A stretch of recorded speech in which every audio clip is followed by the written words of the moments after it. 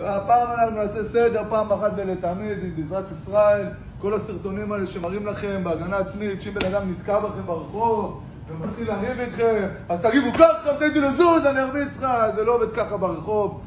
זה שאתה יודע לעשות תגרוף תאילנדי 1.5 חודשים, זה לא אומר שאתה יכול להתחיל לאיים על אנשים ברחוב, כי ירססו אותך עם גז פלפל, יתקרו אותך, ישלחו אותך גם לבית חולים וגם לתחנת משטרה להתלונן, ואתה לא מחפש את זה. מה שאנחנו כן רוצים, שאם במקרה ובן אדם נכנס לי ברחוב ומתחיל דיבור ודוחף אותי, אז אני דוחף אותי ומתחיל לאיים עליי, אני אומר, דבר ראשון, אחי, אני לא רוצה לריב. רגע, אני לא רוצה לריב, אחי. בום! בום! בום! בום! ובורח. מה היה פה בעצם? ברגע שאני מותקף ואני רואה סכנה, אחי, אני לא רוצה לריב. מה שעשיתי קודם כל, גרמתי ל-99.9% מהמקרים ברחוב להיגמר בלי אלימות. למה? כשאני אומר לבן אדם עם הידיים פה, אני מראה לו קנייה, ואומר לו, אני לא רוצה לריב, לא מחפש בעיות. רוב הפעמים זה נגמר בלי בעיות. אנשים לא הולכים ומרביצים סתם ברחוב.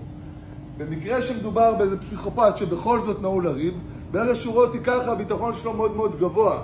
וגם אני מגן על הפנים שלי, וגם הוא מרשה לעצמו להרים את הידיים ולבוא לתקוף אותי, אוטומטית 5 אצבעות על העיניים, בעיטה על האזור הרגיש, ואני בורח, כי אני אף פעם לא יודע מי נמצא איתו, מה יש לו בכיס. כל ילד בן 14 עם גז פלפל וסכין.